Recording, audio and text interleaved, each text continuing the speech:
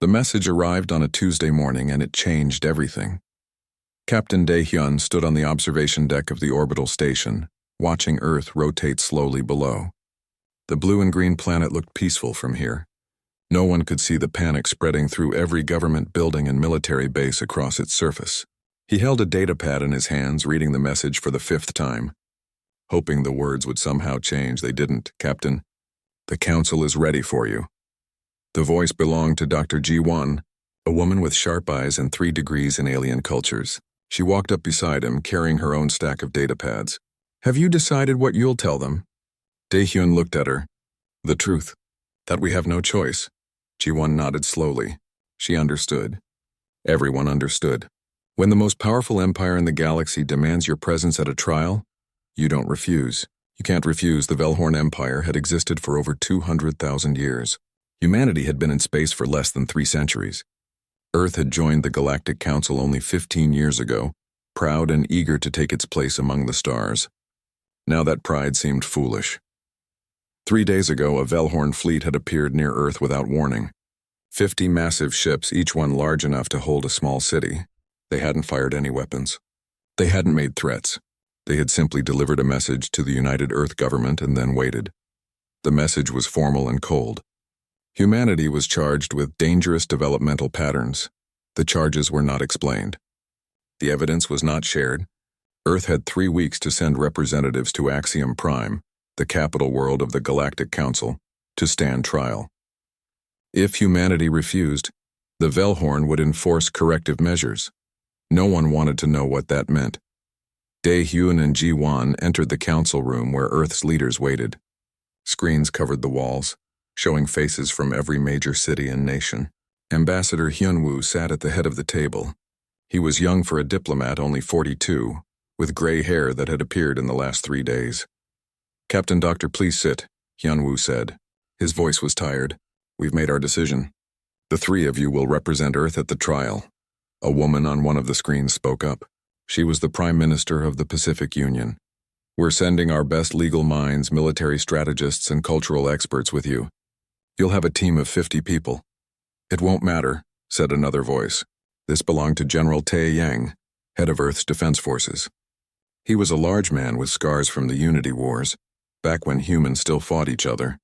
I've been studying the Velhorn for years. They don't lose. They don't compromise. If they've called us to trial, they've already decided we're guilty.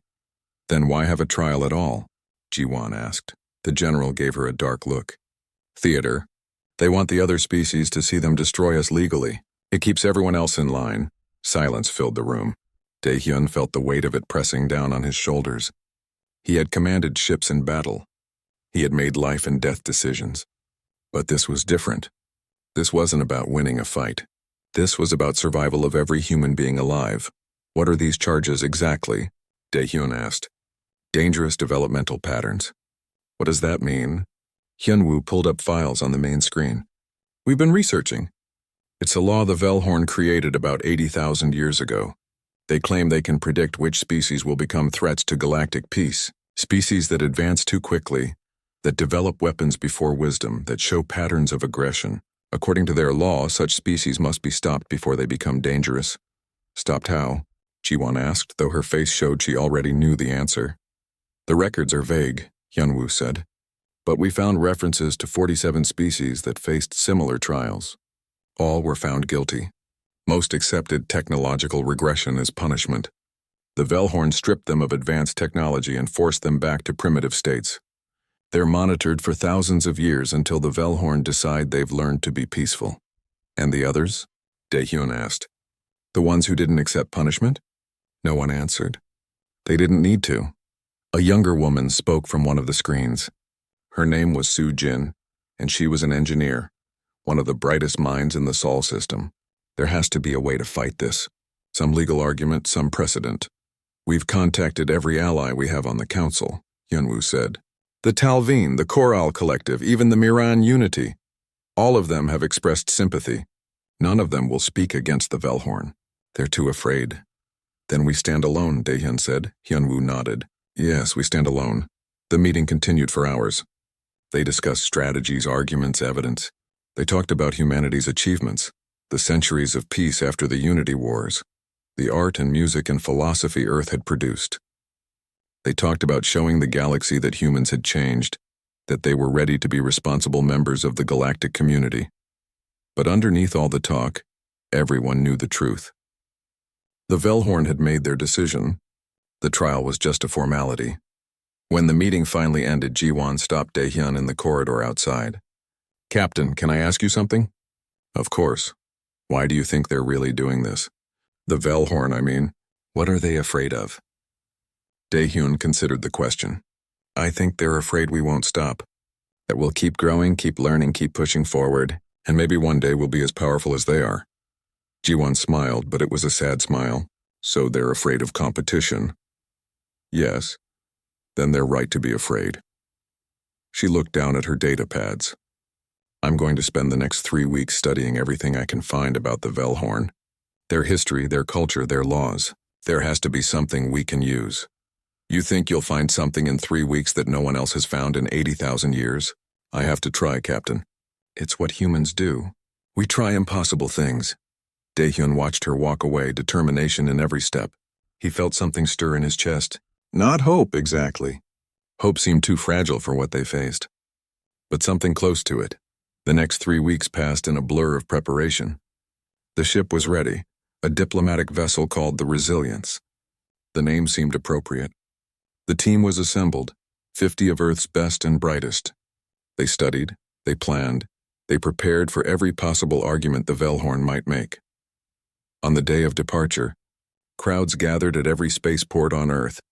Millions of people watched the Resilience lift off, carrying humanity's representatives to a trial that would determine their future. Some people prayed, some protested, some simply watched in silence. Daehyun stood on the bridge as the ship left Earth orbit and entered the jump gate network that would carry them to Axiom Prime.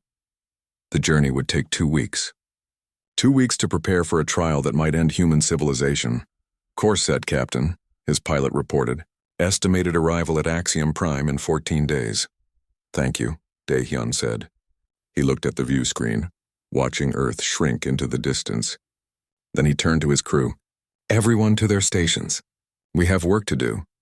In her quarters, Jiwon was already deep in research, scrolling through files about past trials. Something bothered her about the pattern she was seeing. All those species, all those trials, all those guilty verdicts. It was too perfect, too clean. She made a note to dig deeper. If the Velhorn had a secret, she would find it. Humanity's survival might depend on it. Axiom Prime was beautiful and terrifying in equal measure. The planet hung in space like a jewel, covered in structures that had stood for millennia. Cities stretched across continents, connected by bridges that curved through the atmosphere itself. Ships from 1,000 worlds filled the orbital space, each one representing a different species in the Galactic Council. But Daehyun saw none of the beauty. He only saw the Velhorn fleet that escorted the Resilience to its assigned docking station. They were being watched, every move monitored, every communication recorded. "Welcome to Axiom Prime," came the cold voice over the communication channel. "Proceed to docking bay 7. You will be escorted to your quarters. The trial begins in 2 days. 2 days. Not much time to prepare for the end of the world." The human delegation was assigned quarters in one of the older sections of the diplomatic complex. The rooms were functional but not welcoming. Everything felt designed to remind them that they were outsiders, newcomers to a galaxy that had existed long before humans left their caves. Ambassador Hyun-woo called a meeting as soon as they settled in. His face looked even more tired than before. "I've been contacted by the Velhorn prosecutor. His name is Vorish. He's offered to meet with us privately before the trial begins." "A settlement offer?" asked one of the legal advisors. "Maybe. Or maybe he wants to intimidate us." Hyun-woo looked at Daehyun. "Captain, you should come with me." "Dr. Jiwon, you too. We need people who can read between the lines." They met Vorish in a conference room that overlooked the Grand Sphere, where the trial would take place. The prosecutor was tall even for a Velhorn. His skin had the gray-blue color of his species, and his eyes were large and dark. He wore robes that marked his rank, covered in symbols that represented thousands of years of legal tradition. "Ambassador Hyun-woo," Vorish said, his voice smooth and controlled. "Thank you for meeting with me. I wanted to explain the situation before we enter the formal proceedings. We're listening, Hyun-woo said. Vorish gestured to the grand sphere below. 847 species sit on the Galactic Council. Do you know how many of them will vote in your favor? Silence, I will tell you, 0. Vorish's expression didn't change. The evidence against humanity is overwhelming. You developed nuclear weapons before you achieved peaceful spaceflight. Your history is filled with wars, genocides, and destruction. Even now your military vessels outnumber your exploration ships. These are facts that cannot be disputed. Every species has a violent past, Ji-won said. It's part of evolution. Some species, Vorish corrected. Not all. The Mothka achieved space travel without ever developing weapons of war. The Grillin evolved beyond violence before they discovered fire. There are peaceful paths, Doctor. Humanity chose the other way. Dae-hyun leaned forward. So you've already decided we're guilty. Why have a trial at all? Because the law requires it. Because the galaxy must see that justice is done properly. Vorish moved to the window. I am offering you a chance to avoid the worst outcome. Plead guilty to the charges. Accept technological regression to your 19th century level. In 10,000 years, the Council will review your progress. If humanity has learned to be peaceful, you will be welcomed back. 10,000 years, Hyun-woo said quietly. Everyone alive today would be long dead. Our entire civilization would be erased. Yes, but your species would survive. That is more than some have been offered. Vorish turned back to them. If you fight this, if you force a full trial and lose, the sentence could be much worse. Complete regression to pre-technological state. Or quarantine on your homeworld, prevented from ever reaching space again. We need time to consider, Hyun-woo said. You have until the trial begins. Vorish moved toward the door, then paused. I do not hate your species, Ambassador. I am simply doing my duty. The law exists to protect the galaxy from dangerous species. Humanity matches the pattern of every threat we have ever encountered. It is not personal. It is mathematical certainty. After he left, the three of them sat in silence for a long time. Mathematical certainty, Ji-won finally said. He mentioned a pattern. That's not just legal theory. That's predictive modeling. What are you thinking? Dae-hyun asked. The Velhorn claim they can predict which species will become threats. That means they have a model, a system, something they use to make these judgments. If we can understand that model, maybe we can challenge it. Hyun-woo shook his head. We don't have time. The trial starts in 2 days.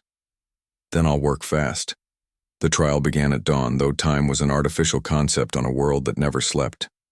The grand sphere filled with representatives from every council species.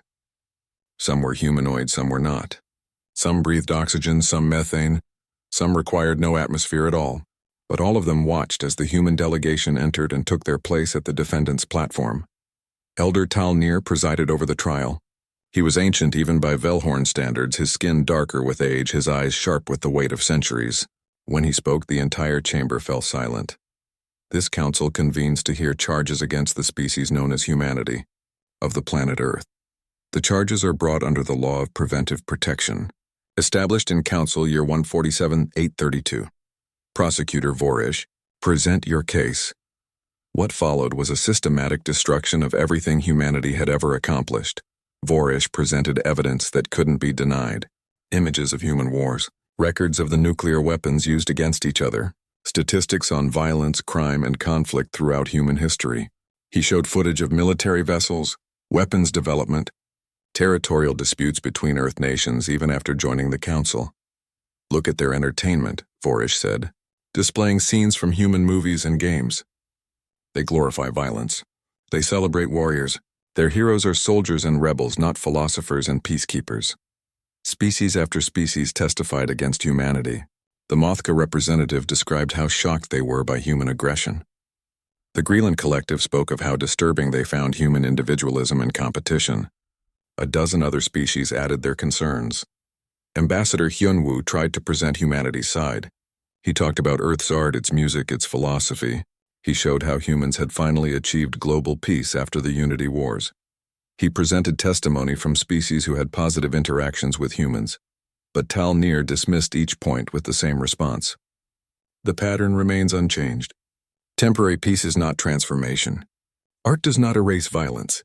The model predicts that within 500 years, humanity will pose a significant threat to galactic stability. The probability is 99.7%. When Hyunwoo tried to question the model's accuracy, Talnir shut him down. The predictive model has been tested and validated over 80,000 years. It has never been wrong. We do not need to justify it to you. By the end of the first day, the situation was clear. Humanity was losing. Badly.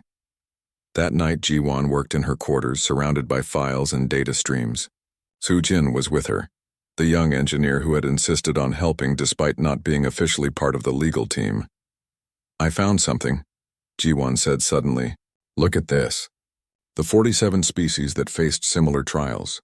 I've been tracking what happened to them." Soo-jin leaned in to see. They all accepted technological regression.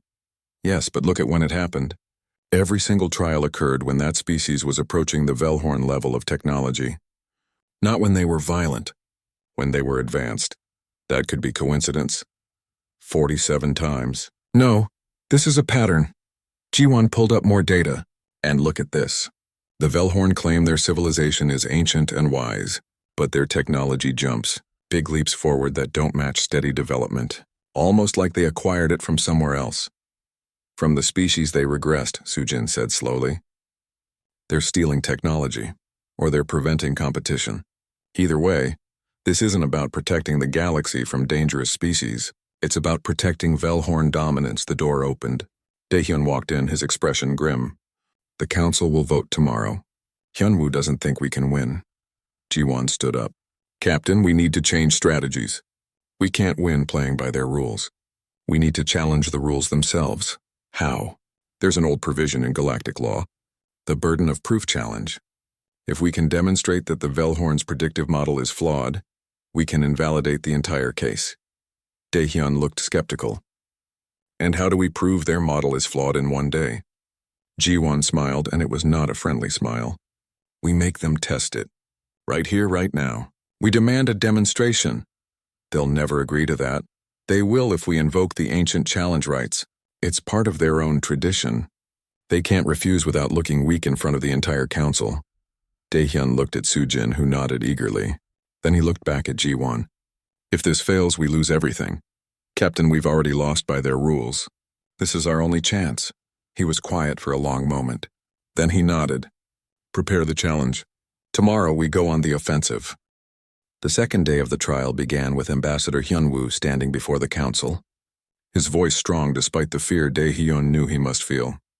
"Elder Talnir, honored members of the council, I invoke the ancient right of burden of proof. I challenge the validity of the Velhorn predictive model." The chamber erupted in noise. Representatives from hundreds of species began talking at once. Talnir raised his hand and silence slowly returned. "Ambassador, do you understand what you are requesting?" The old Velhorn's voice was cold. "The burden of proof challenge requires you to demonstrate evidence that our model is flawed. If you fail, the sentence against your species is doubled. I understand. But if we succeed, all charges must be dropped immediately." Borish stood up, his expression dark. "This is foolish. The model has never been wrong. You are gambling your species' future on impossible odds." "Then you should have no problem accepting the challenge," Hyunwoo said calmly. Talnir looked around the chamber. Many of the council members seemed uncomfortable. Some species had clearly never heard of this ancient provision. Others seemed interested, perhaps even hopeful. "Very well," Talnir finally said. "The challenge is accepted. You have 72 hours to present your evidence. The entire council will witness the demonstration." As Hyunwoo returned to his seat, Daehyun felt his heart pounding. They had bought time, but now they had to deliver something impossible. They had to prove that a model tested over 80,000 years was somehow wrong. Ji-won stood up next. "Elder Talnir, I request access to the convergence crisis problem. I believe solving it will demonstrate the flaw in your predictive model." The chamber went completely silent. Even Talnir seemed surprised. The convergence crisis was legendary. It was a mathematical and physics problem that had stumped the galaxy's greatest minds for 3,000 years. Dozens of species had tried to solve it. All had failed. The problem had become a symbol of the limits of galactic knowledge. "You cannot be serious," Borish said. "The convergence crisis is unsolvable. The greatest scientists from hundreds of worlds have tried." "Then you should have no concern about us attempting it," Ji-won replied. Unless you're afraid we might succeed. Tal'Nir studied her for a long moment. If you wish to embarrass yourselves further, so be it. You will have access to all materials related to the convergence crisis. You have 72 hours. When you fail, the council will vote to implement the doubled sentence. The rest of the day was a blur.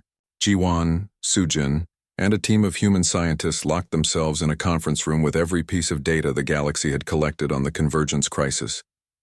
The problem was incredibly complex, involving quantum mechanics, dimensional mathematics, and physics that seemed to contradict itself. Dae-hyun brought them food and coffee, though most of it went untouched. He watched them work, covering walls with equations and diagrams. To him, it looked like chaos. But he trusted Jiwan. He had to. The problem is impossible because everyone approaches it the same way, Jiwan explained during a brief break. They all use Velhorn logic, which is based on order and hierarchy.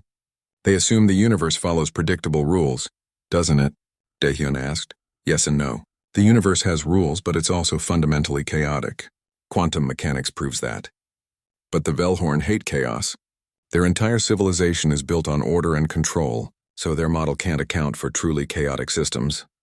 Like humanity, Dae-hyun said. Exactly. We're unpredictable. We break patterns. That's not a flaw, it's our strength. And that's why their predictive model can't actually predict us. Sujin looked up from her work, her eyes red from lack of sleep. I think I see something. Look at this assumption they made about the dimensional constants. They assumed symmetry. But what if the asymmetry is the solution? Jiwan rushed over. For the next hour, Dae-hyun watched the two of them work together, building on each other's ideas. Other scientists joined in.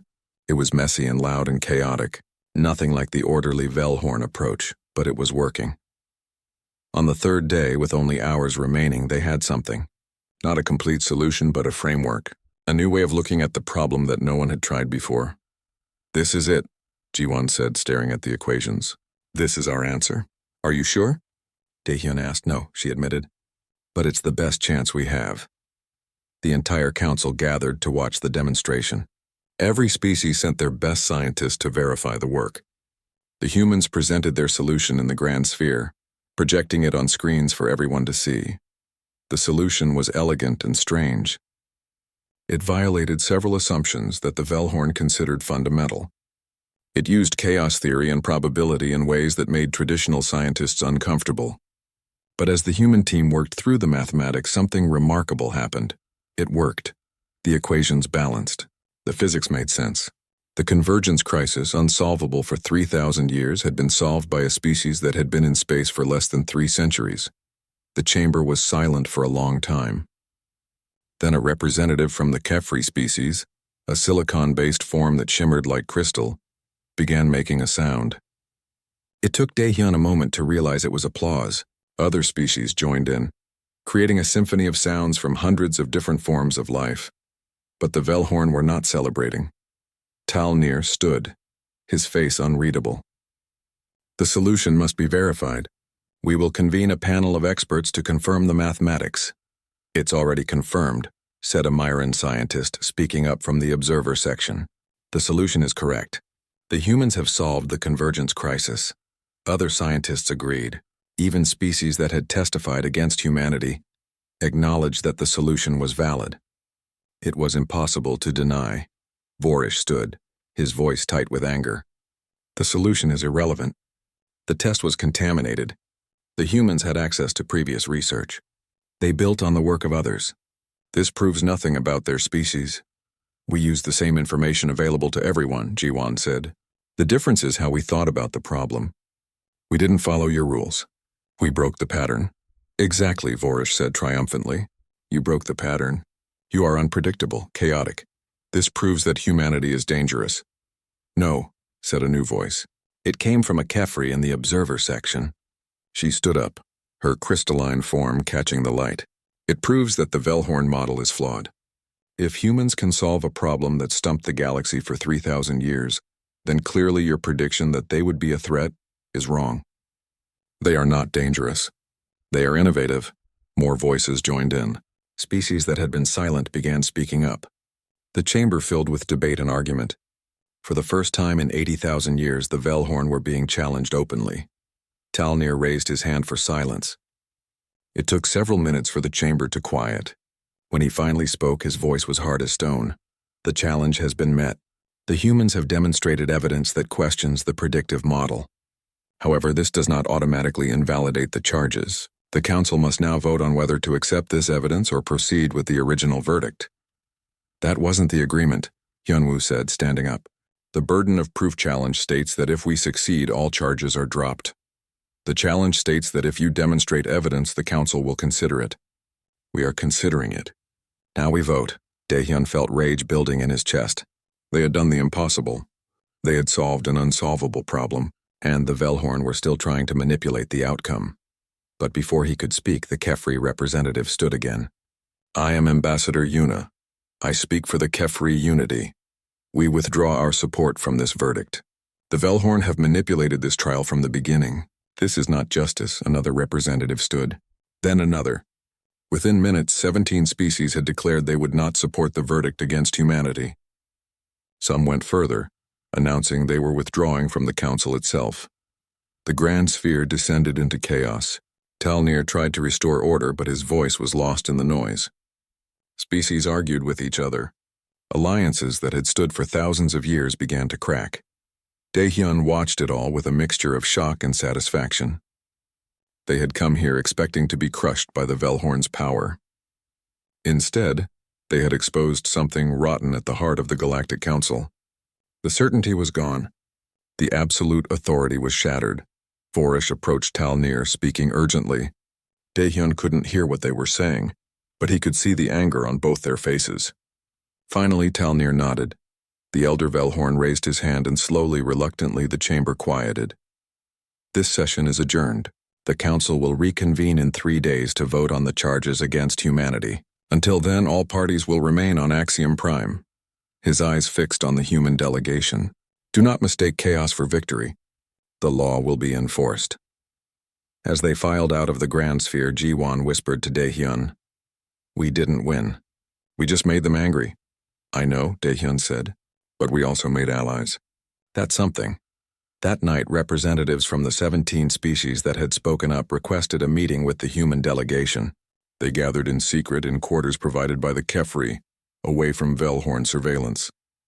Ambassador Yuna spoke first. The 3 days passed like a storm building on the horizon. Daehyun barely slept. He spent his time coordinating with the 17 species that had joined what they were now calling the New Alliance. Each species had its own concerns, its own reasons for breaking from the Velhorn. But they all shared one thing. They were tired of being controlled. Jiwon continued her research, digging deeper into Velhorn history. What she found made her sick to her stomach. Late on the second night, she called Daehyun and Hyunwoo to her quarters. I found them, she said, her voice shaking. The species the Velhorn destroyed. She pulled up files on her screen. Ancient records hidden in archives that most species didn't know existed. Records of a civilization called the Talmor, who had existed over 50,000 years ago. The Talmor were innovative, creative, and advancing quickly. Sound familiar? Jiwon said. They were brought to trial for the same charges we face. But they refused to accept technological regression. They fought back. What happened to them? Hyunwoo asked, though he looked like he didn't want to know the answer. The Velhorn declared them a threat to galactic peace. They mobilized the Council's military forces. The Talmor homeworld was bombarded from orbit. Their colonies were destroyed. Within a year, the entire species was extinct. The room was silent. Daehyun felt cold spreading through his chest. This wasn't just about control. The Velhorn were willing to commit genocide to maintain their power. The worst part, Jiwon continued, is that the Velhorn erased them from history. Most species don't even know the Talmor existed. There's no memorial, no record in the official archives. They were simply deleted as if they had never been. Why would the Velhorn keep these records at all? Hyunwoo asked. Because they're proud of it, Jiwon said bitterly. These are stored in their historical archives, accessible only to high-ranking Velhorn. It's a reminder to their own people of what happens to those who challenge their authority. Daehyun stood and walked to the window. Outside, he could see the lights of Axiom Prime stretching to the horizon. Millions of beings from thousands of species, all living under Velhorn control, all believing they were part of a just and peaceful civilization. We need to tell everyone, he said. The entire galaxy needs to know what the Velhorn really are. If we do that, we cross a line we can't come back from, Hyunwoo warned. The Velhorn will consider it an act of war. They already consider us a threat. At least this way, we go down telling the truth. The next morning, as the council reconvened to vote on humanity's fate, Dae-hyun made his move. He had spent the night working with Soo-jin and other engineers, preparing a broadcast that would reach every species in the galaxy. As Talnir called the session to order, Dae-hyun stood up. Elder Talnir, before the vote begins, I have evidence that the council must see. You have had ample opportunity to present evidence, Captain. Sit down. This evidence concerns the true nature of the Velhorn Empire and their use of the Preventive Protection Law. Talnir's expression darkened. You are out of order, Captain. Guards, remove him. But before the guards could move, the screens around the Grand Sphere lit up, not just in the chamber but across Axiom Prime, on every planet in the Galactic Council, on ships between stars. Everywhere that beings were connected to the Galactic Network. Soo-jin had done her job perfectly. The broadcast showed everything. The records of the Talmor, the pattern of trials that always coincided with species approaching Velhorn technology levels. Evidence that the Velhorn had been stealing innovations from suppressed species and claiming them as their own. Most damning of all, it showed internal Velhorn communications discussing how to maintain their dominance. The Velhorn don't protect the galaxy from dangerous species. Dae-hyun's voice echoed across billions of receivers. They protect themselves from competition. Every species that has been technologically regressed, every civilization that has been suppressed, it was done to keep the Velhorn in power. They are not guardians. They are tyrants. The Grand Sphere erupted in chaos. Representatives screamed at each other. Some demanded the broadcast be stopped. Others called for immediate investigation. The Velhorn delegation sat frozen, their faces showing shock and rage. Talnir rose to his feet, his voice amplified to cut through the noise. This is a criminal act. This is rebellion. Guards, arrest the human delegation immediately. But the guards didn't move. They stood uncertain, looking at each other. Around the chamber, other species were standing, blocking the guards' path to the humans. Ambassador Yuna spoke, her crystalline voice clear and strong. No, the humans will not be arrested for telling the truth. If the Velhorn want to take them, they will have to go through all of us. More species stood. Not all of them, but enough. The new alliance was no longer just 17 species. It was growing by the minute as representatives watched the broadcast and saw the evidence for themselves. Vorish pushed past the guards and approached Dae-hyun, his face twisted with anger. You have destroyed everything. The stability we built over millennia, the peace we maintained. Do you have any idea what chaos you have unleashed? Yes, Dae-hyun said calmly. I call it freedom. Freedom? Vorish laughed, but it was a bitter sound. You think the galaxy will thank you for this? Species will go to war. Technology will spread without control. The careful balance we maintained will collapse. Good. Your balance was built on oppression and lies. Talnir's voice cut through the argument. Enough. The human delegation is hereby expelled from the council. The Velhorn Empire will no longer recognize Earth's membership. Any species that continues to associate with humanity will face the same fate. Then we choose the same fate, Yuna said. The new alliance formally withdraws from the Galactic Council. We will form our own association, based on cooperation, not control. What happened next was something no one expected. Within hours, the number of species withdrawing from the Council doubled, then tripled. Some were species that had been suppressed, like the Kefri. Others were simply tired of Velhorn dominance. Some saw an opportunity for change, but not everyone was celebrating. Many species stayed loyal to the Velhorn, either out of genuine belief or fear. The galaxy was fracturing along lines that had been hidden for thousands of years. On the third day after the broadcast, Talnir made an announcement. The Velhorn Empire was mobilizing its fleet. All species in the new alliance were given 48 hours to return to Council authority or face military action. They're serious, Hyunwoo said as they watched the Velhorn warships gathering in orbit. They'll actually go to war over this. Let them come, said a voice behind them. It was General Tae-yang, who had arrived from Earth with a fleet of human warships. We've been preparing for this possibility. General, we can't win a military fight against the Velhorn, Dae-hyun said. They have thousands of ships and hundreds of thousands of years of military experience. We don't need to win, Taiyang said. We just need to survive long enough for the galaxy to see who the real aggressors are. But Jiwan had another idea. She had been working on something since the broadcast, coordinating with scientists from the new Alliance species. We don't need to fight them at all. We need to divide them. What do you mean? Hyunwoo asked. Not all Velhorn support what their leadership is doing. I've been monitoring their internal communications. There's dissent, especially among the younger generation. They're uncomfortable with the genocide of the Talmor. They question the wisdom of going to war over this. You want to start a civil war? Taehyun asked. I want to give reasonable Velhorn an alternative, a way to stand against their leadership without being branded as traitors. She worked through the night, coordinating with her contacts. The next morning, something unprecedented happened. A group of young Velhorn scientists and researchers issued a public statement, calling for the old leadership to step down, and for the Velhorn to join the new alliance in building a different kind of galactic community. At first, it seemed like a small gesture, a few hundred Velhorn out of billions, but the statement spread quickly through Velhorn society. More individuals added their voices.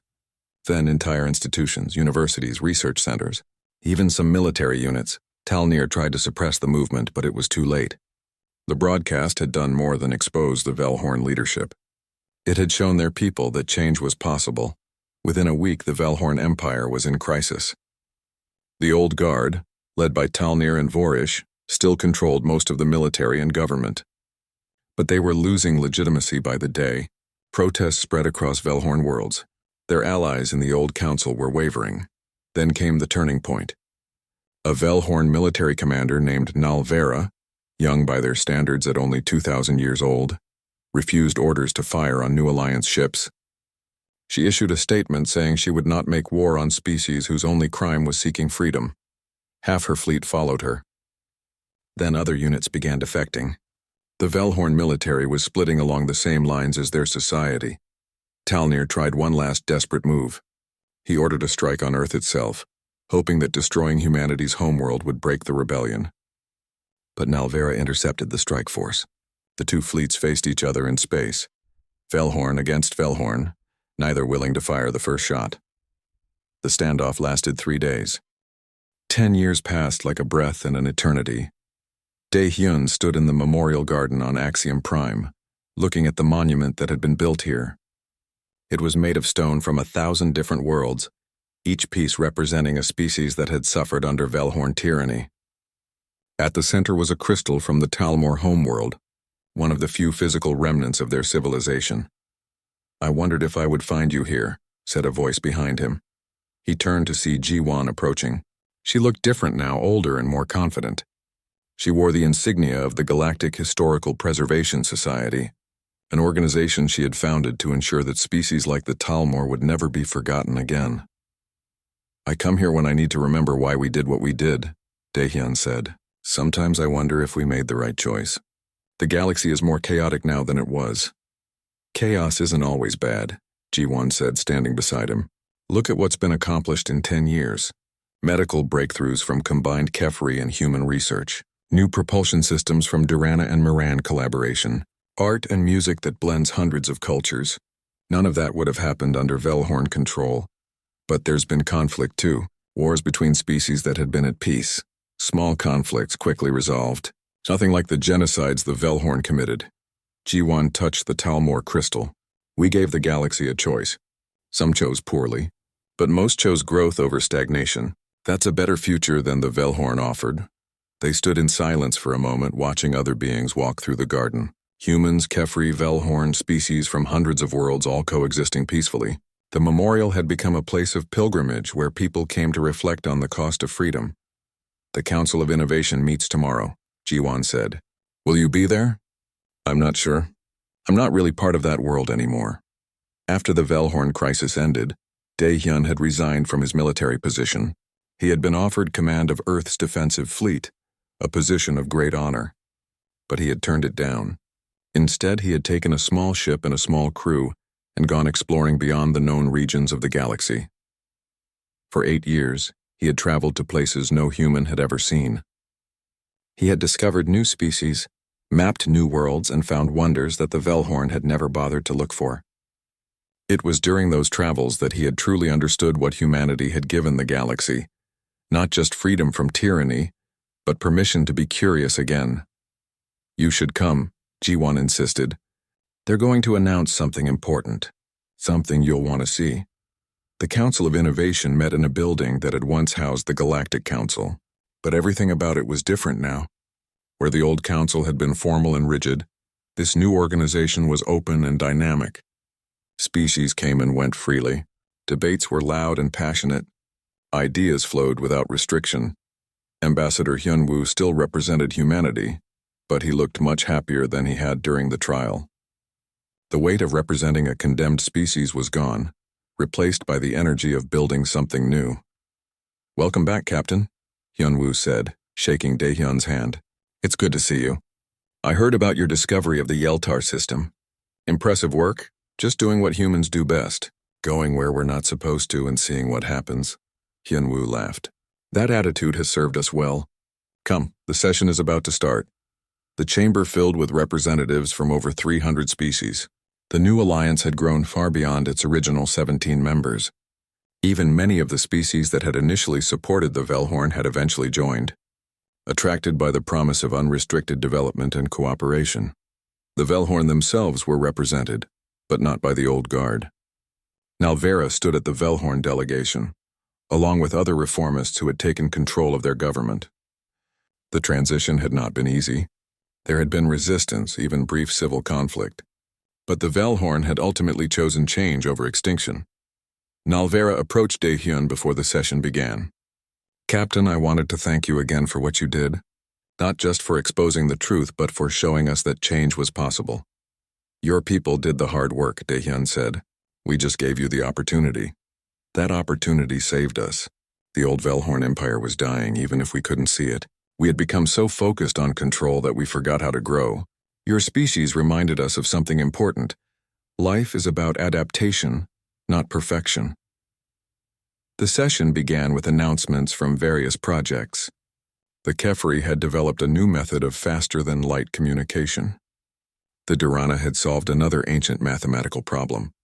Humans and Myron together had established the first permanent research station in a black hole's accretion disk. Then came the announcement Ji-won had mentioned.